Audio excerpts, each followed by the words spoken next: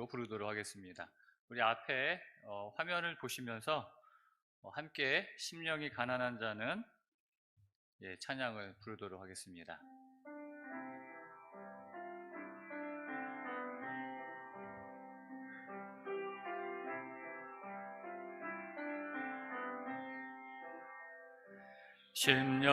심령이 가난한 자는 천국이 저희 것이요 애통하는 자는 복있네 위로를 받을 것이요 온유한 자 복이 있나니 땅을 기업으로 받겠네 의에 줄이고 목마른 자는 저 입에 부를 것이요 긍휼히 여기는 자는 긍휼히 여김 받겠네 마음이 정결한 자는 하나님을 볼 것이요 화평케 하는 자는 하나님의 아들이라 일컫네 의를 위하여 핍박받는 자 천국이 저희 것이라 내게도 주소서 내가 복을 받기 원하네 오 내 주여 주소서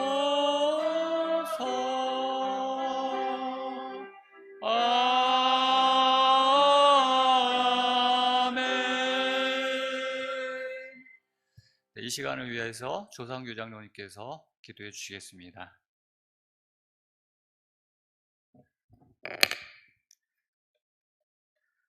하늘에 계신 하나님 아버지시여 온 세상 사람들이 지금 영적으로 다 잠이 들어있는 이 시간에 저희를 하나님의 성전으로 부르셔서 하나님께서 귀히 쓰시는 종을 통해서 말씀으로 은혜 받게 도와주시오니 진심으로 감사를 드리옵나이다. 오 아버지 하나님이시여 이 한 주간은 정말로 하나님의 말씀으로 은혜 받는 기간입니다. 하나님께서 세우신 종을 하나님께서 축복해 주시고 건강 주시고 능력 주시고 지혜 주셔서 정말로 우리에게 갈급한 심령에 정말로 하나님의 사랑으로 흠뻑 젖어드는 거룩한 제단이 될 수 있도록 하나님 끝까지 지켜주시옵소서. 아직까지 성전에 나오지 못한 성도님들 어디에 계시든지 성령 하나님 깨우쳐 주시고 성전을 향해서 기도하게 하시고 성전을 찾을 수 있는 믿음을 주시옵소서. 이제 우리 목사님 나오셔서 말씀 주실 때 우리의 빈 마음에 하나님의 생명의 말씀으로 가득가득 채워질 수 있는 예수님 재림 맞기에 더 정말로 디딤돌이 될 수 있는 큰 축복받는 은혜의 시간이 될 수 있도록 우리 하나님 역사하여 주시옵소서. 예수님의 이름으로 기도하옵나이다. 아멘.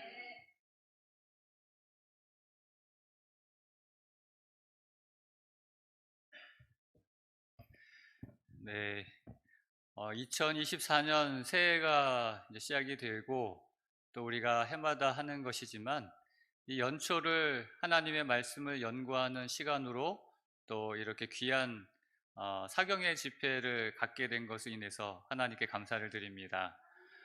우리가 살아가면서 정말 은혜인 것은 말씀이 우리에게 있는 것이고 또 이렇게 말씀을 통해서 살아갈 수 있는 그 힘을 얻는 것이고 또 말씀을 통해서 어두운 세상을 또 살아갈 수 있는 빛을 발견할 수 있는 것입니다. 우리가 이렇게 연초에 하나님의 말씀을 통해서 또 올 한 해도 그리고 우리의 인생을 살아가는 귀한 진리와 또 등불을 발견하는 이 시간 되기를 간절히 소망합니다. 이번 한 주일 동안 우리에게 귀한 또 은혜의 말씀을 전해주실 우리 목사님을 먼저 소개해드리고 환영하는 시간을 갖겠습니다. 우리 전희선 목사님, 우리 당진교회에서 심부하고 계시는데요.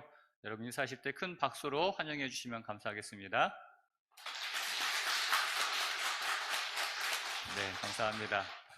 네, 이번 한 주일 동안 천국을 경험한 사람들, 그런 귀한 주제로 산상보훈을 연구할 텐데요. 목사님의 말씀을 통하여 예수님께서 우리에게 전하시는 그 말씀을 또 경험하는 그런 은혜의 시간이 되시길 바랍니다. 우리 바로 이어서 목사님의 말씀을 오늘 특창이 있습니다.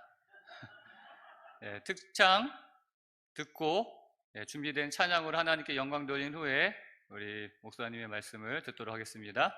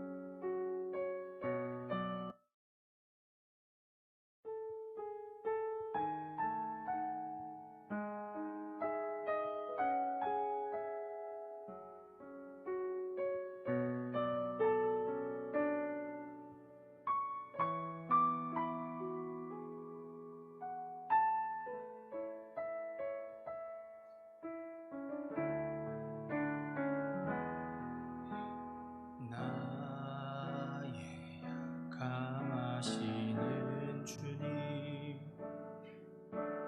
강하게 날 붙드네.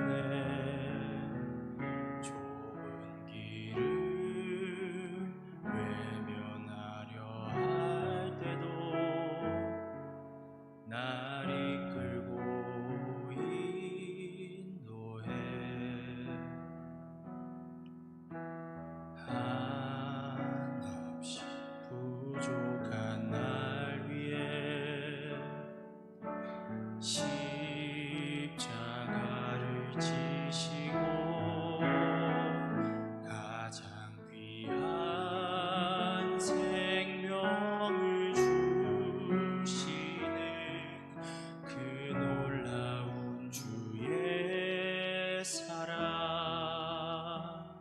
이런 나를 어찌 사랑하셔서 회복시키고 다시 순종하게 하실까. 그 은혜로 새로운 삶을 살게 하니 그분께 다시 고백하겠네. 나의 하나님, 나의 하나님, 내게 주신 사랑 본받아. 나로 인해 저 사망의 길에 매는 사람들을 주께 돌아오게 하소서. 나의 하나님, 나의 하나님, 주만 사랑하게 하시고 믿음으로 세상을 이기며 날마다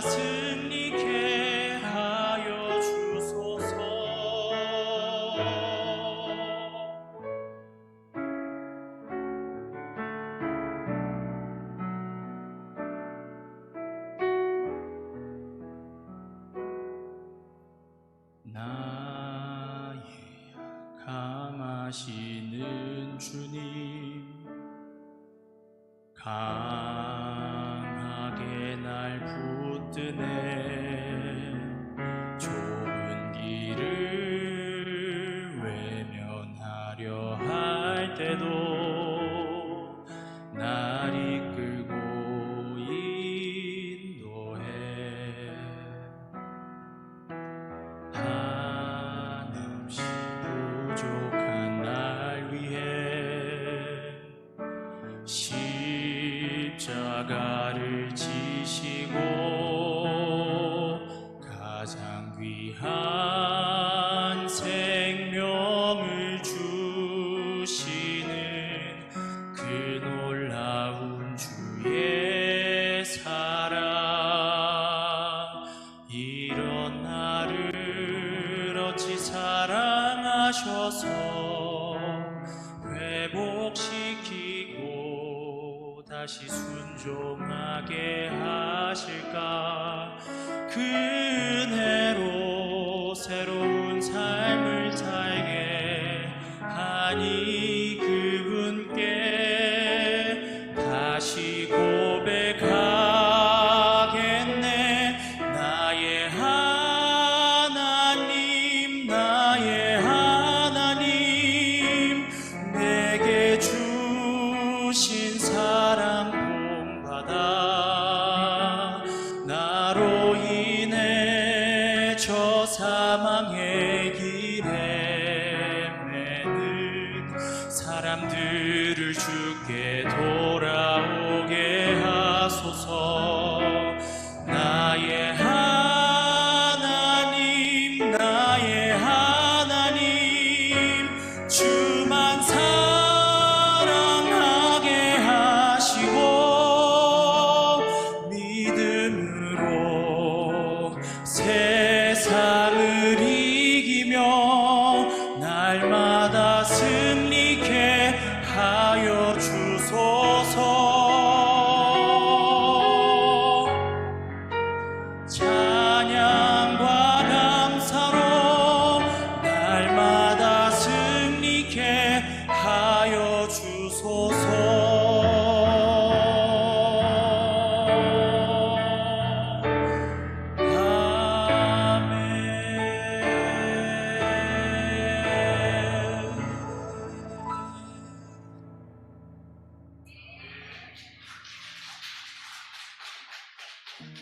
한 번 웃어주는 웃음, 고맙다는 말 한마디, 그게 가슴이 참 벅차요. 성도 여러분 그래서 안녕하십니까? 행복해요. 예, 행복해서 박수 나가는 칠만 것 같아요. 할 정도의 감동 있는 안녕하세요. 찬양이었습니다. 저는 국경 없는 의사의 감사합니다. 마취통증의학과 김지민입니다. 한 주간 언제나 동안 그렇듯이 우리 사랑하는 늘 우리 기억에 홍성교회 남는 성도 환자들은 여러분들과 더불어서 아기들이에요. 말씀을 통해서 아기들이거나 만날 수 있는 아주 어린 특별한 여자애들. 은총을 주신 하나님께 감사합니다. 15살 낸 산모예요. 15살 된 하나님께서 산모가 인간에게 주신 자궁의 최고의 임신으로 선물, 왔어요. 자궁의 제가 여기 와서 임신이 터지면 지금 네 출혈이 번째 많기 때문에 성도님들과 만나는 그 것 출혈로 같습니다. 죽거든요. 그런데 우리 성도님들께 제가 앞에 서면 똑같은 인사를 했어요. 하나님께서 주신 최고의 선물이 뭡니까? 예. 하나님께서 주신 최고의 선물은 죄로 인하여 죽을 수밖에 없는 우리 영혼을 위해서 우리 대신 십자가에서 죽으신 예수 그리스도가 최고의 선물임을 믿습니다. 자, 그러면 두 번째 하나님께서 주신 선물이 뭘까요? 네, 두 번째 선물도 제가 말씀드렸는데 다 잊어버리셔서 다행입니다. 두 번째 선물은 예수님의 피로 말미암아 구원받아 믿음의 한 형제 되게 한 옆에 있는 형제가 두 번째로 주신 선물입니다. 믿습니까? 그렇다면 옆에 계신 분 손을 한번 잡아보시기 바랍니다. 그리고 이렇게 말씀해 주십시오. 당신은 하나님 주신 최고의 선물입니다. 그리고 이렇게 다시 인사해 주시기 바랍니다. 하늘에서 함께 살 분 미리 만나 반갑습니다.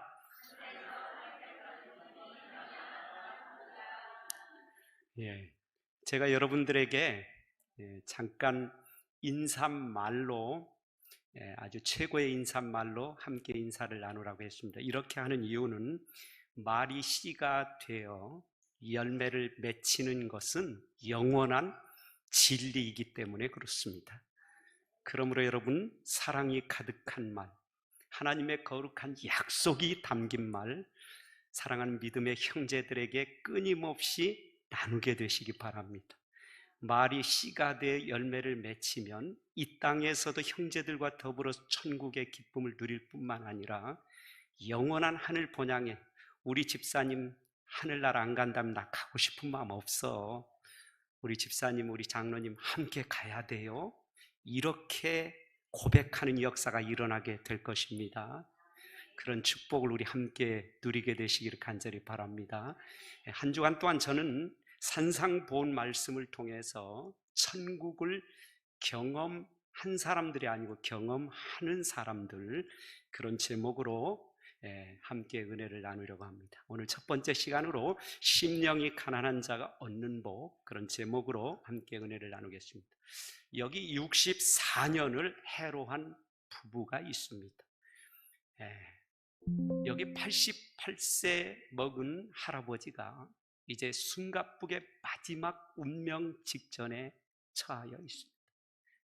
숨을 헐떡이면서 할머니의 이마에 손을 얹었습니다. 그리고는 이렇게 말을 하는 것이었죠. 여보, 나 이제 갈게. 울지 마. 행복해야 해. 이렇게 이야기를 했습니다.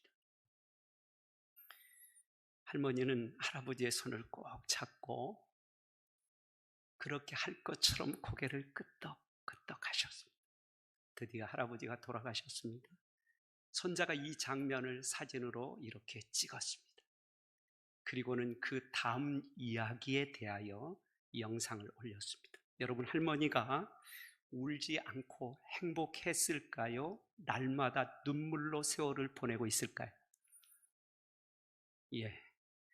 이 정도 사랑과 정이 가득했던 관계였다면 그 사랑하는 분이 떠나갔을 때 느껴지는 마음은 울지 않고 행복한 것이 아니고 사랑하는 분을 잃은 슬픔 때문에 날마다 눈물로 세월을 보내는 것이죠. 그래서 손자가 공개했습니다. 우리 할머니는 할아버지가 돌아가신 날부터 날마다 눈물을 흘리면서 살고 있습니다. 이렇게. 그래서 인터넷에 올렸던 것이죠.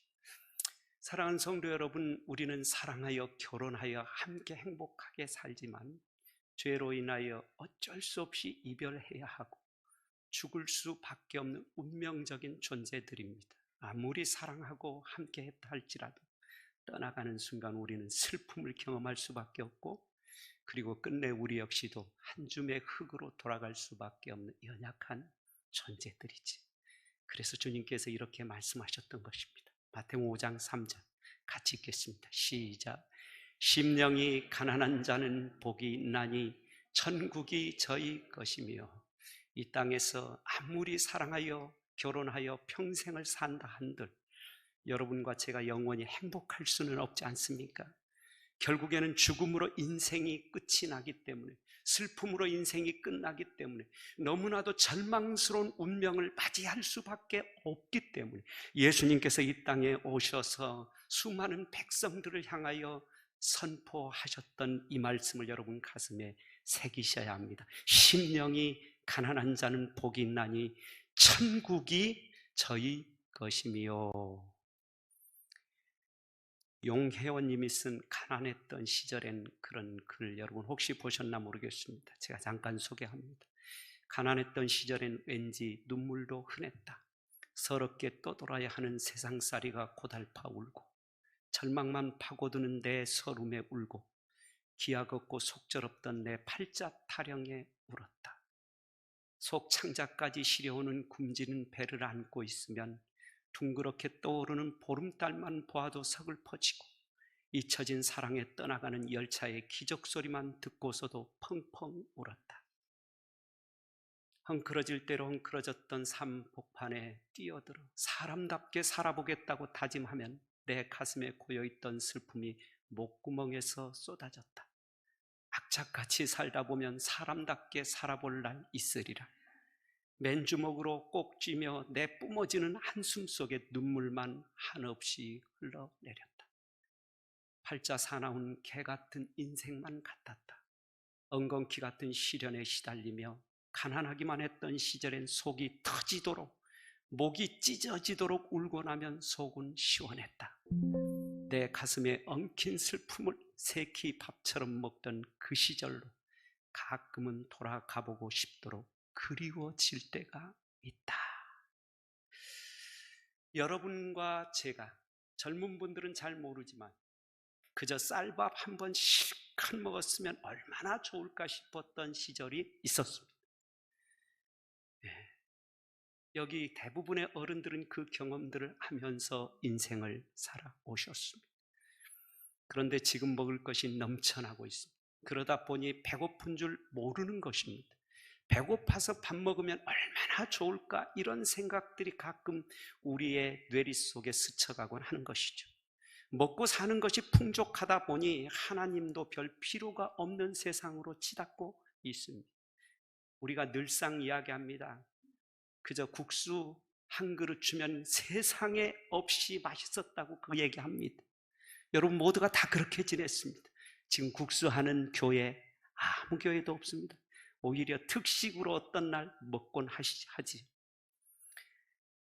가난해야 비로소 가난에서 건져주실 주님을 사모하는 것이죠. 그 주님을 만나야 비로소 천국을 경험하게 되는 거예요. 그런데 너무나도 풍족하기 때문에 마치 내 마음도 풍족한 것처럼 착각하면서 살다가 어느 순간 사랑하는 사람들이 떠나가고 죽음이 임박해 올 때야 비로소 나라고 하는 존재가 얼마나 속절없는 인간인지에 대하여 절감하곤 하는 것입니다. 그래서 오늘 예수님께서 말씀하셨던 거예요. 심령이 가난한 자는 복이 있나니 천국이 저희 것이며. 여러분, 가난의 원어적 의미를 이렇게 설명하고 있습니다. 가난하다 못해 구걸로 생활을 꾸려가는 극빈자, 거지를 뜻한다. 전혀 소유가 없는 자들, 누군가 도와주지 않으면 굶어 죽을 사람을 말한다. 여러분, 예수님 안에서 천국의 기쁨을 누릴 수 있는 사람이 어떤 사람인가? 자기 자신 속에 조금이라도 나라고 하는 존재가 내 스스로의 힘으로 살 수 있다라고 느끼고 있다라고 하는 그 순간부터 천국은 사라지고 맙니다. 예수님은 내 안에 나를 점령하여 왕으로 임재할 수가 없게 되는 거예요.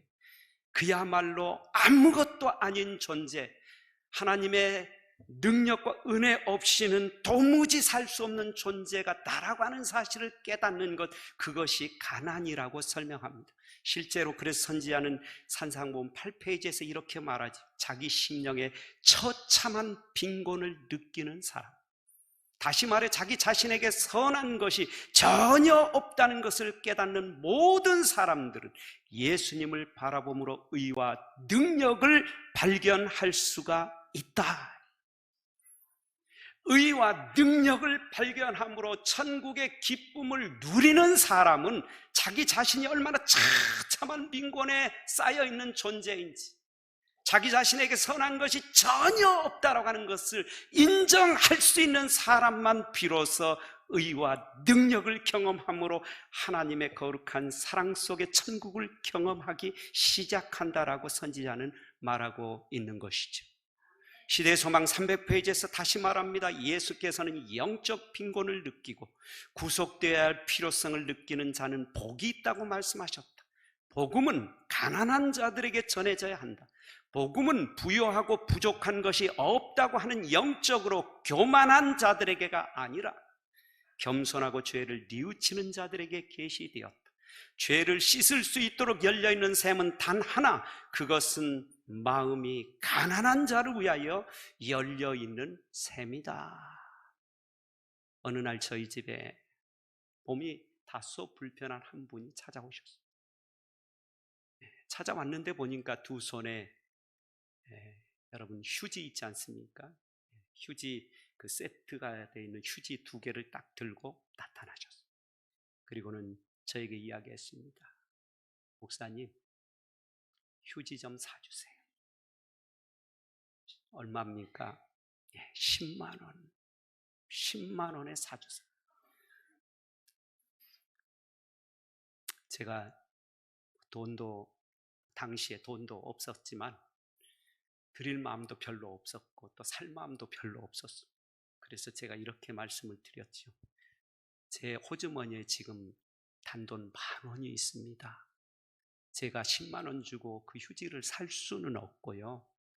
제가 돈 10,000원을 드릴 테니까 이렇게 다니시다 보면 배고프실 텐데 식사라도 함께 하세요. 그리고는 제가 양심적으로 더 이상 드릴 수는 없고 해서 10,000원을 딱 드렸습니다. 그 순간에 낯빛이 싹 변하더니 이렇게 말했습니다.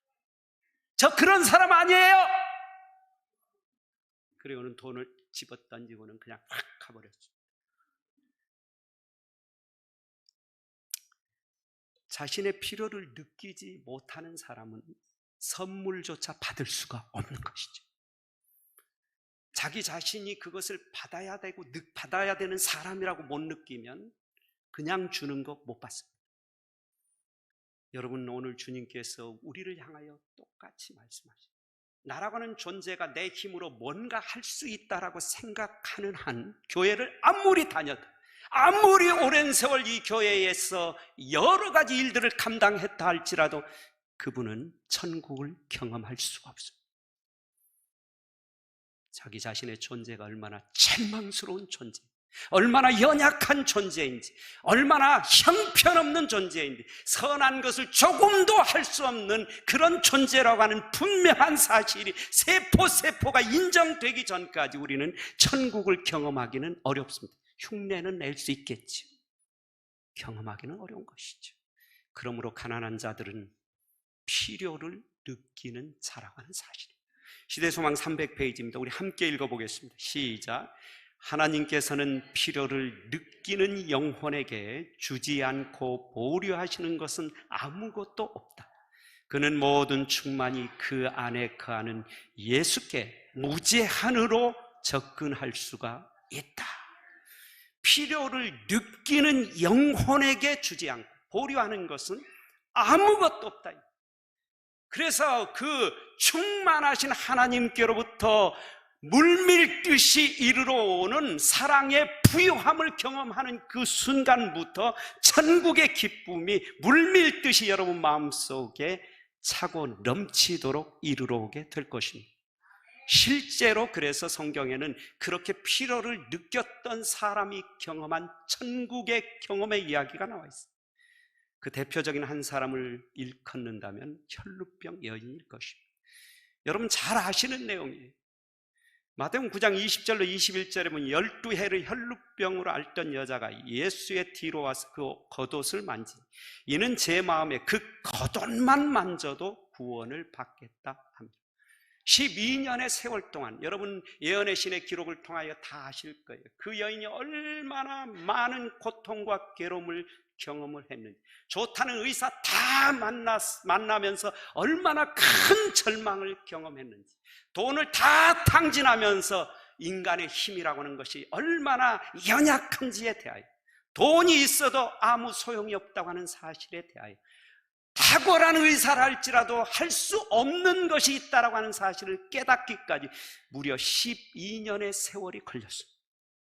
그리고는 결국에는 예수님의 소문을 듣고 예수님께 나아가 겉옷만 만져도 구원을 받겠다. 그래서 사람들이, 수도 없이 많은 사람들이 밀려오기 때문에 예수님 만지기가 너무 힘들었던 거 아실 거예요. 그런데 여러분 기억하셔야 될 것은 그 연약하고 가녀린 여인의 믿음의 그 돌진하는 능력보다 예수 그리스도의 사랑의 능력이 훨씬 더 탁월하고 강하다고 하는 사실을 기억하셔야 합니다. 그래서 예언의 신의 내용이 뭐라고 나옵니까? 예수님께서 그 가녀린 여인의 아픔과 연약함을 아시고 그 여인 가까이에 다가가고 계셨다는 것입니다. 오늘 여러분들이 주님께로 나올 수 없는 몸, 나올 수 없는 마음인 것 다 아시고 여러분 가까이에 다가가고 계시는 분, 그분이 우리를 그토록 사랑하시는 예수 그리스도라고 하는 사실을 여러분 모두가 믿게 되시기를 간절히 바랍니다. 드디어 겉옷만 만져도 구원을 받겠다. 그 여인이 구원을 받았습니까? 구원을 받았습니다.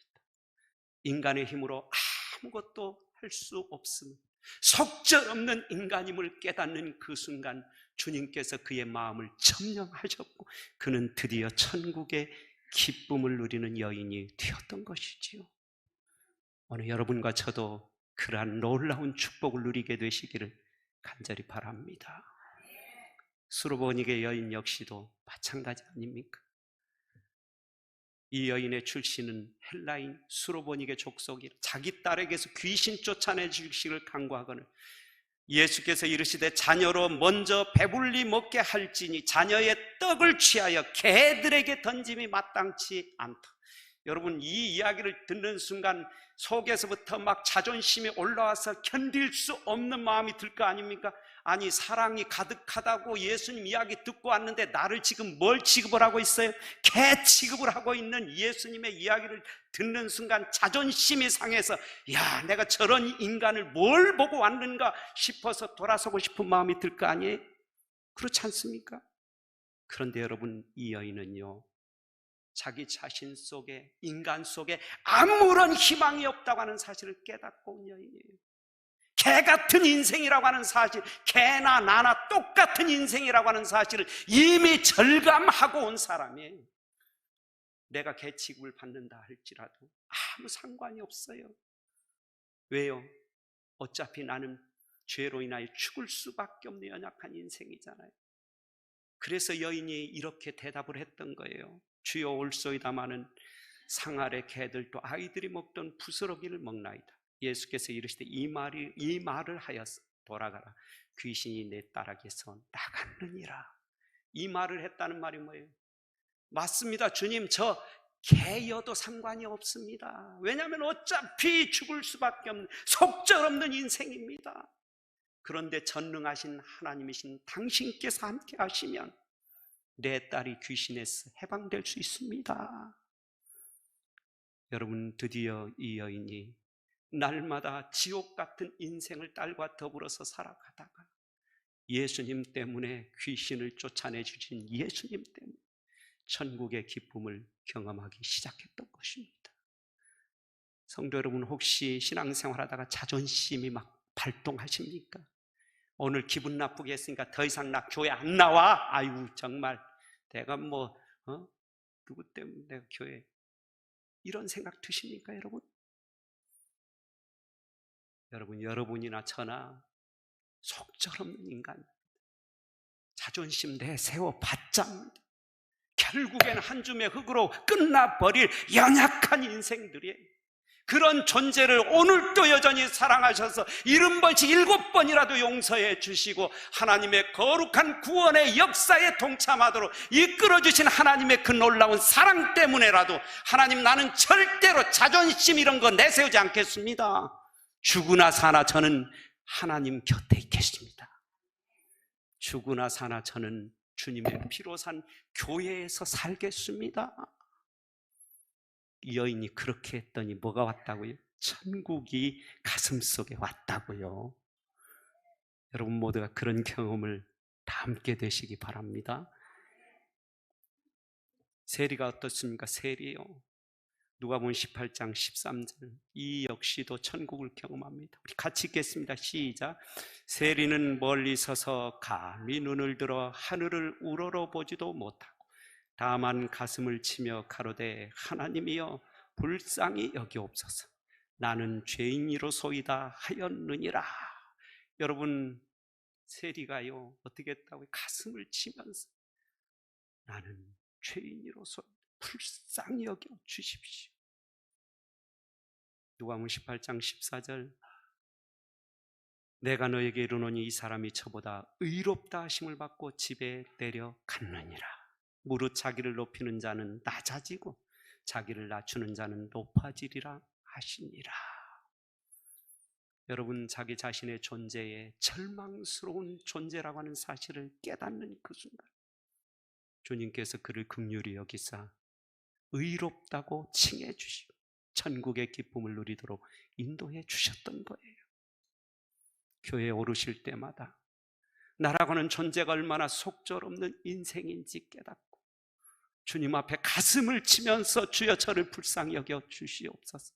사랑한다고 결혼했는데 내가 내 남편한테 내 아내한테 얼마나 가슴 아프게 하면서 살았는지, 사랑하여 낳아놓은 아이들에게 얼마나 내가 권위주의적으로 말하고 행동하고 그래서 교회 나오는 것조차 싫어하게 만들었는지, 하나님 다만 이 죄인을 좀 용서해 달라고 그런 간절한 심령으로 여러분 주님 앞에 나오게 되시기 바랍니다.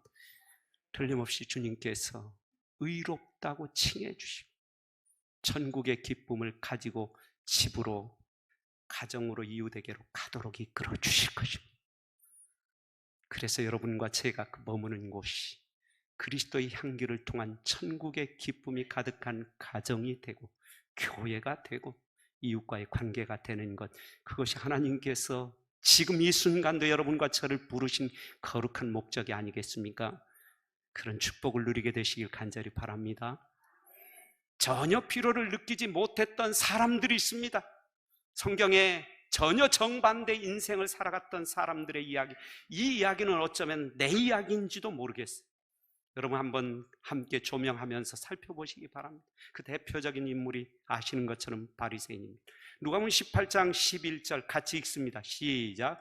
바리새인은 서서 따로 기도하여 이르되 하나님이여 나는 다른 사람들 곧 토색, 불의, 간음을 하는 자들과 같지 아니하고 이 세리와도 같지 아니함을 감사하나이다. 여러분, 이 사람은 전혀 필요를 느끼지 못했어요. 오히려 다른 사람들을 거기다 집어넣어놓고 위로 올라서고 있습니다. 모든 사람들, 이 땅의 모든 사람들이 갖는 특성입니다. 어떻게 해서라도 상대방을 집어넣어놓고 그 위로 올라서는 것, 그것이 모든 사람들, 죄된 본성을 가진 인간의 특성입니다. 누군가가 내 위로 올라가면 안 됩니다. 그를 딛고 올라가는 것이죠. 딛고 지금 올라가고 있습니다. 뭐라고 이야기합니까? 나는 다른 사람들, 저 사람하고는 달라요 나는.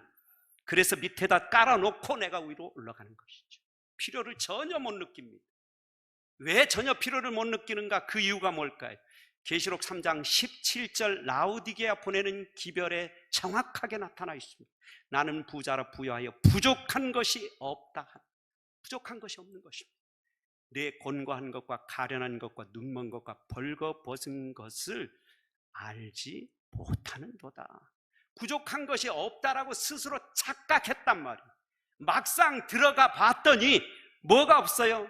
곤고한 것과 가련한 것과 눈먼 것과 벌거벗은 수치를 도무지 알지를 못하는, 수십 년 동안 하나님을 믿노라고 공언하면서 목사도 하고 장로도 하고 집사도 하고 하나님의 뜻을 이행한다고 살았는데 나중에 보니까 이 모습을 전혀 알지 못한 채 산 거예요. 여러분, 알지 못하면 어떻게 한다고요? 나는 다른 사람보다 달라요. 제가 목사를 하면서 뭐 했는지 아세요?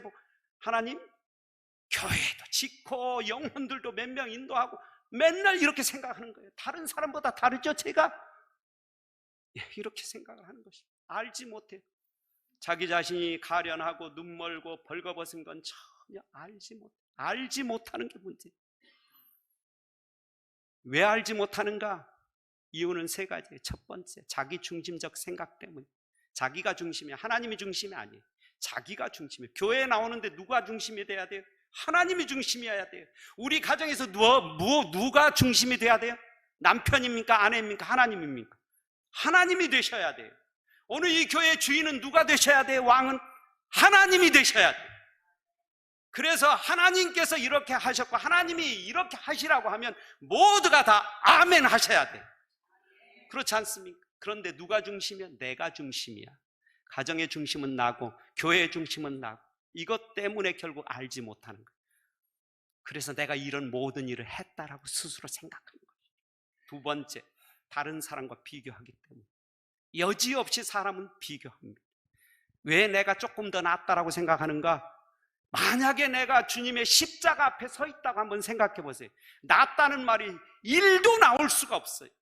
전혀 나올 수가 없습니다.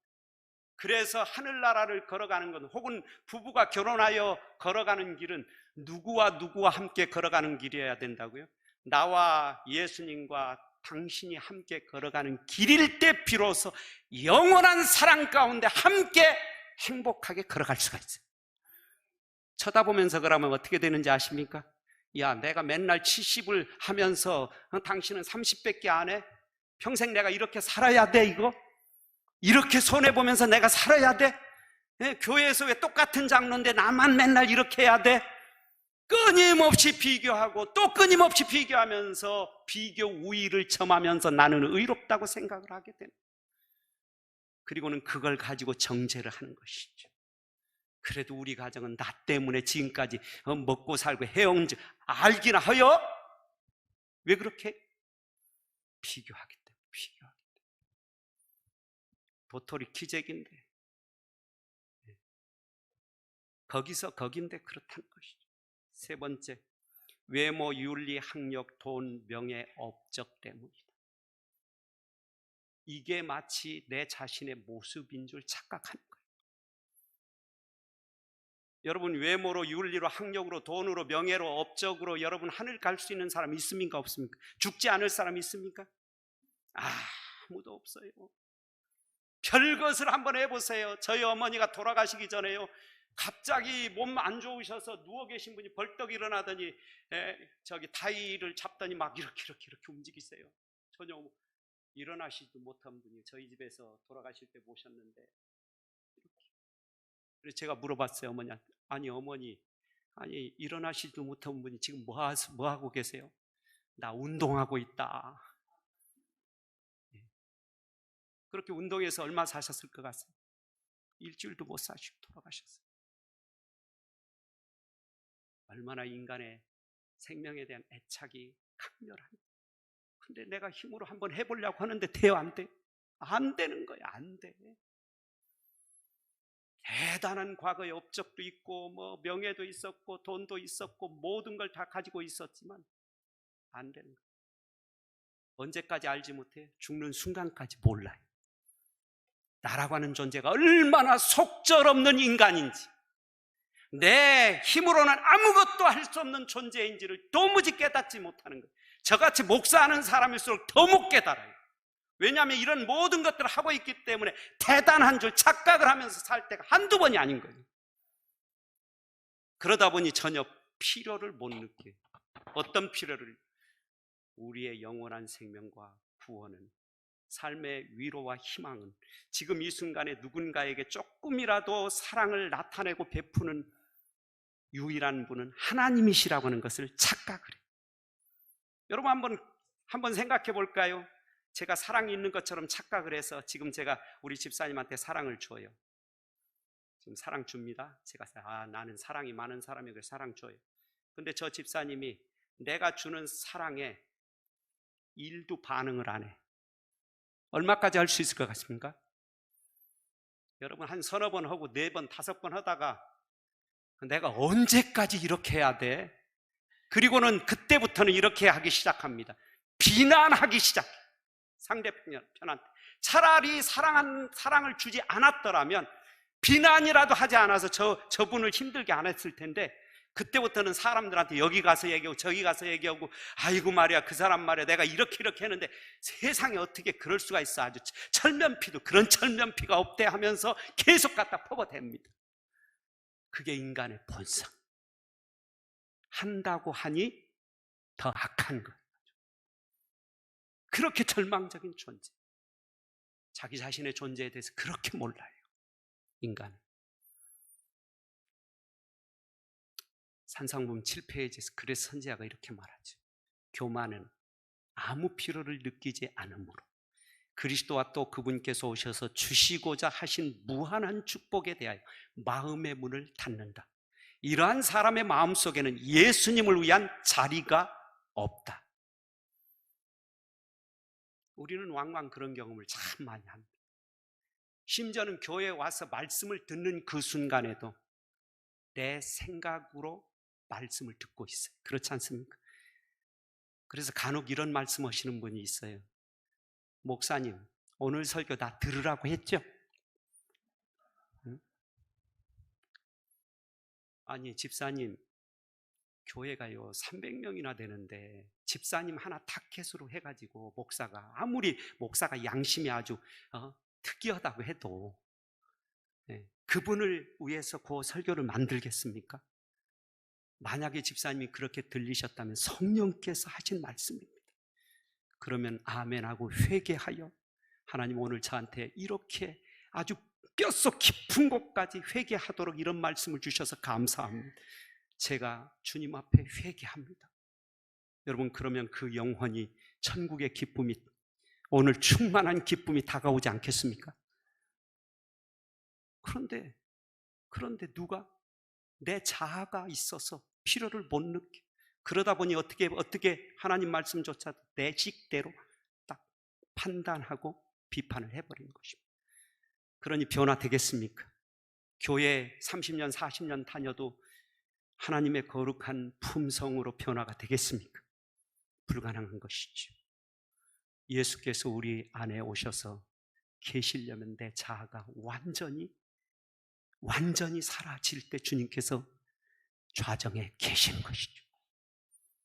그래서 여러분, 하나님 교회에 오셔서 무릎 꿇고 기도하실 때마다 하나님 앞에 기도하시기 바랍니다. 주님, 내 자아는 완전히 사라지고 주님만 왕으로 제 가슴 속에 임재하여 주시옵소서.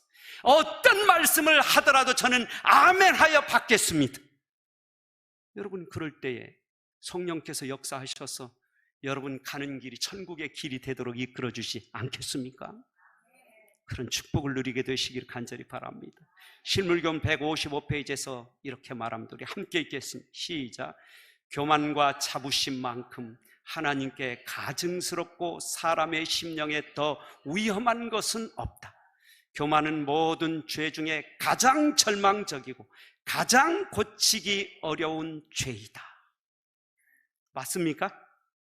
그렇습니다. 교만은 가장 절망적, 가장 고치기 어려운 죄. 그래서 늘 생각합니다. 하나님, 제가 하나님의 거룩한 말씀을 증거한 종으로 살았는데 제가 정말 종이었습니까? 한번 물어보시기 바랍니다. 주님께서 이렇게 말씀하실 겁니다. 너 그렇게 목사로 살았는데 내 품성을 좀 닮았니? 교회에 짓고 영혼 몇 명 구원하고 이런 거 말고 너 정말 나 닮았니? 내가 이 교회 위해서 몇십 년 봉사했고 장로하고 헌신하고 헌금 얼마 드리고 이런 거 말고 너 정말 나 닮았니? 안 닮았어. 이유는 하나밖에 없습니다.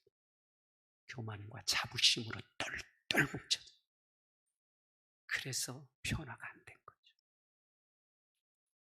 여기 겉사람과 속사람 사이에 낀 나하만의 모습을 여러분 보십시오. 여러분 다 아는 이야기. 아람 왕의 군대장관 나하만은 그의 주인 앞에서 크고 존귀한 자. 이는 여호와께서 전에 그에게 아람을 구원하게 하셨습니다. 그는 큰 용사이나 나병 환자. 이 두 사이에 끼어 있어요. 여러분과 저도 똑같습니다.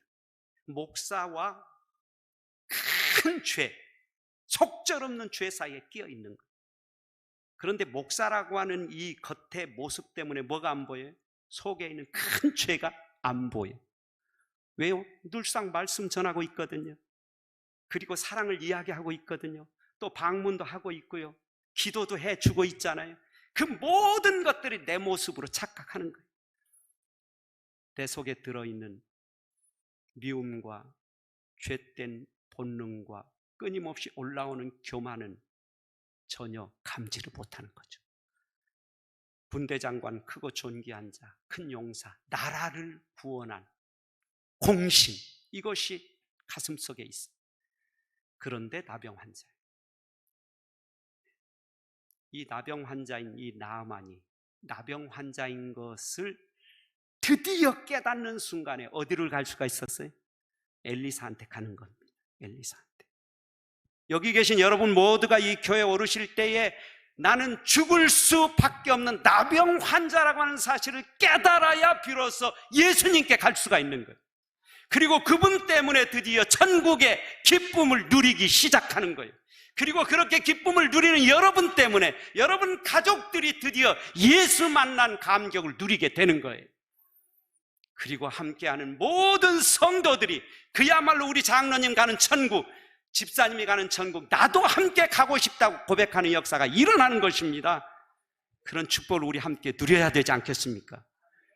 이왕의 신앙생활을 하는 거 그렇게 살아야 되지 않겠습니까? 열왕기하 5장 10절 11절 엘리사가 사자를 그에게 보내 이르되 너는 가서 요단강에 몸을 7번 씻으라 네 살이 회복되어 깨끗하리라 하는지라.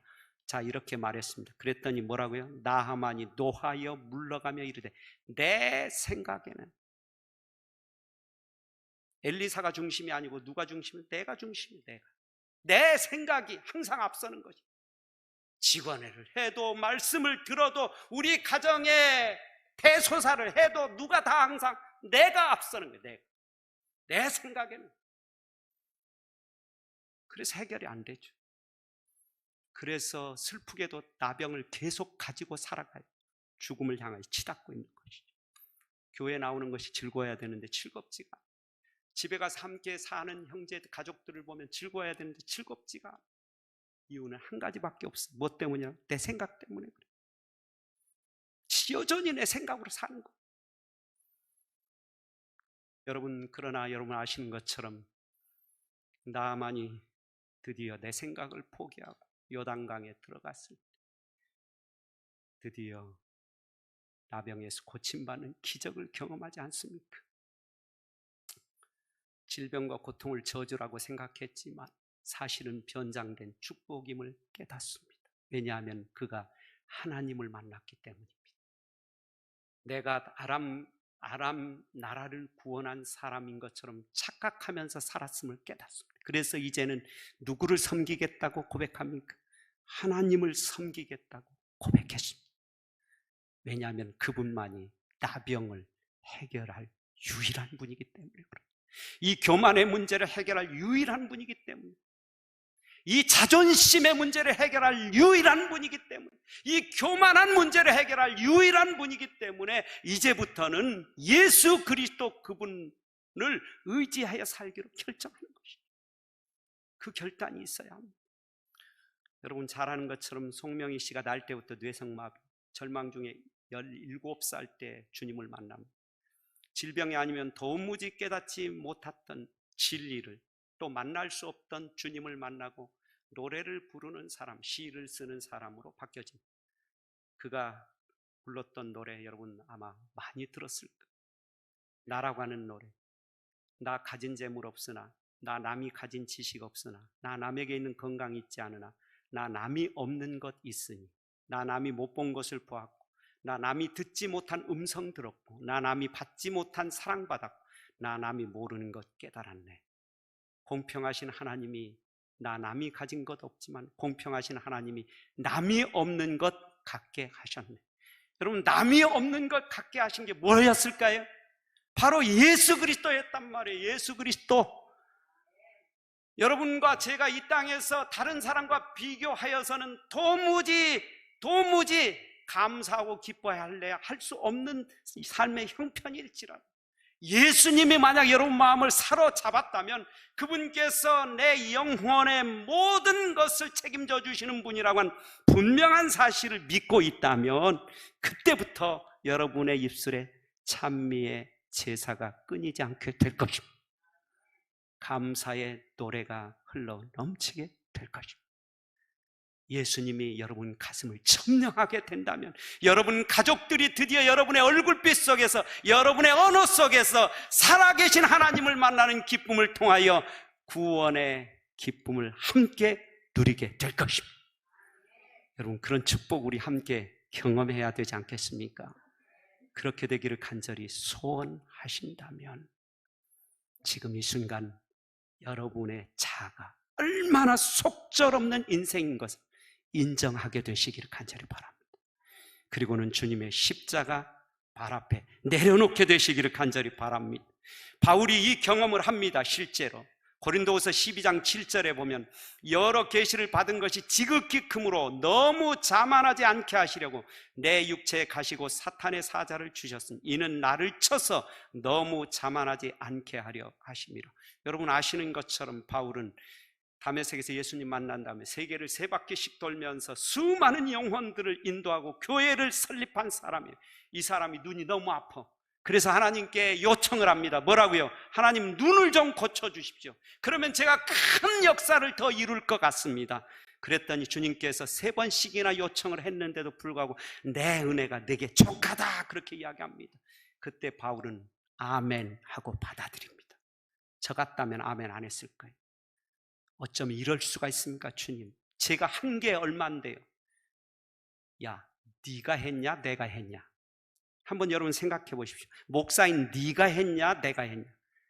너를 통해서 한 건 맞지만 내가 했다라고 주님께서 분명히 이야기하셨어요. 여러분 그 순간순간 살아왔던 삶의 여정 한번 생각해 보세요. 하나님께서 하시지 않았다면 이룰 수 있었나요? 천만의 말씀이에요. 제가 우리 목사님께는 말씀드렸지만 예를 들자면 고속도로에서 120km로 달리다가 바퀴 2개가 다 파스가 났어요. 7시 일요일 날 7시입니다. 기흥휴게소 부근이에요. 자, 차들이 엄청나게 쫙 하고 있습니다. 바퀴 2개가 파스가 딱 나면서 포물선을 그려서 저쪽 8차선 마지막 차선으로 이렇게 돌아가고 있습니다. 여러분 그 순간에 그 숱한 차들이 쫙 하는데 마치 홍해가 갈라지는 것처럼 모든 차들이 싹 사라졌습니다. 하나도 없어요. 그리고는 순간 포물선을 그리면서 저쪽에 난간다에 탁 부딪히면서 탁 섰습니다. 제 몸이 온전히 그대로 있는 것입니다. 차는 완전히 다 망가졌어요. 여러분 그런데 제가 생각해 봤습니다. 그 순간 차 한 대만 걸렸으면 어떻게 됩니까? 7시입니다. 얼마나 많은 차들이 일요일 날 7시에. 여러분 하나님의 손길 없이 한순간도 안전할 수 없었다고 하는 사실을 전 절감합니다. 그때 이후로 저는 안식일마다 감사헌금을 드립니다. 하나님께서 내 영혼을 책임져 주시고 계심을 인하여 감사를 드리지 않을 수가 없는 것이죠. 너무 자만하지 않게 하시려고 하나님 감사합니다. 내 힘으로 하는 게 아니고 하나님 힘으로 하는 것이었는데 자꾸 제가 했다고 합니다. 하나님 힘으로 하고 싶습니다. 이 눈 아픈 거 아시죠? 내가 사람들 앞에 어떻게 복음 전할 수 있습니까? 어떻게 사람들 만날 수 있습니까? 이 아픈데 당신께서 능력 주셔야 됩니다. 그래서 능력 받아서 가서 말하고 가서 교회를 짓고 이렇게 되니 누구한테만 영광이 돌아가요? 하나님께만 영광이 돌아가요. 그런 놀라운 역사를 바울이 경험하게 되었던 것이죠. 루터가 고백했습니다. 주님, 저는 거지입니다. 하나님의 은총을 구하는 거지입니다. 사랑하는 성도 여러분, 죽기 직전에 가서야 속절없는 사람인 것을 그때 깨닫지 마시고 오늘 이 저녁에 깨닫게 되시기 바랍니다. 30여 년 넘게 목사했지만 얼마나 많은 세월 동안 사랑하는 아내와 사랑하는 아이들의 아픔을 주면서 성도들에게 때때로 힘들게 했는지 그럼에도 불구하고 나를 사랑하셔서 여전히 목사로 써주고 계신 하나님 너무 감사합니다. 부족한 것 아시고 당신의 능력 부어서 이루실 것을 전 믿습니다. 하나님 끝까지 저를 책임져 주시고 당신의 능력으로서 주시옵소서. 단 한순간도 교만하지 말게 하시고 그저 한 줌의 흙으로 돌아갈 속절없는 인생인 것을 영원히 잊지 말고 살게 인도해 주시옵소서. 이것이 여러분과 저의 신앙 고백이요, 루터의 고백, 이 고백이 여러분과 저의 고백이 되시기를 간절히 바랍니다. 그래서 주님이 말씀하십니다. 같이 읽겠습니다. 시작. 심령이 가난한 자는 복이 있나니 천국이 저희 것이니. 여러분 정말 가난한 자인 것을 오늘 이 저녁 하나님 앞에서 스스로 고백하게 되시기 바랍니다. 그리고 주님께서 우리 안에 오셔서 영원한 구원과 천국의 기쁨을 물밀듯이 허락하시는 은총을 오늘 이 저녁 모두가 다 경험하게 되시기 바랍니다. 그리고 이제 집으로 돌아가셔서는 주님이 계신 내 마음 때문에 모든 가족들과 이웃들에게 삶의 위로와 희망과 기쁨을 나누어주는 이 시대의 진실한 하나님의 남은 자손 그리스도인이 되시기를 간절히 바랍니다. 그래야 여러분의 삶의 여정이 날마다 천국의 기쁨을 경험하는 행복한 여정이 되시기를 간절히 바라면서 오늘 말씀 마치겠습니다.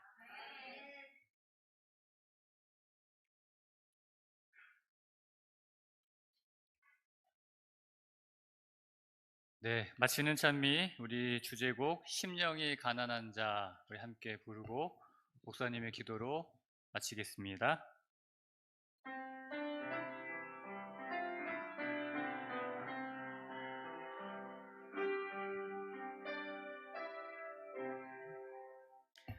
심령이 가난한 자는 천국이 저희 것이요 애통하는 자는 복인데 위로를 받을 것이요 온유한 자 복이 있나니 땅을 기업으로 받겠네. 그의 술이고 목마른 자는 저 입에 부를 것이요 긍휼히 여기는 자는 긍휼히 여김 받겠네. 마음이 정결한 자는 하나님을 볼 것이요 화평케 하는 자는 하나님의 아들이라 일컫네. 의를 위하여 핍박받는 자 천국이 저희 것이라. 내게도 주소서. 내가 복을 받기 원하네. 보내주여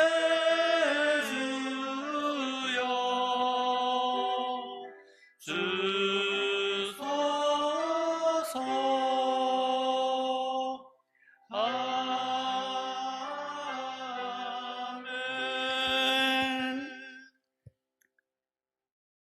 하늘에 계신 우리 아버지,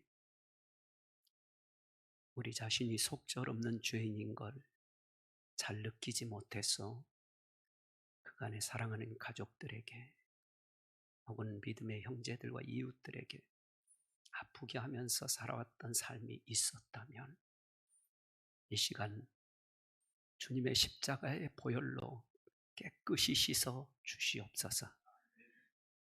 그리고 이제는 겸손히 주님만을 바라며 주님만을 의지하여 믿음으로 살도록 도와주시옵시고, 그래서 예수님 때문에 날마다 천국의 기쁨을 누리면서 살아가는 하나님의 거룩한 자녀들 되게 하옵소서. 오늘 예수님 모시고 가정으로 돌아갑니다.